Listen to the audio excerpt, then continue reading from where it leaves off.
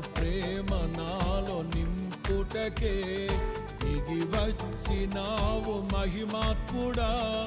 త్రిత్వమై జీవించువాడవు కీర్తించి మహిమ పరతును, స్తుతించి ఆరాధింతును.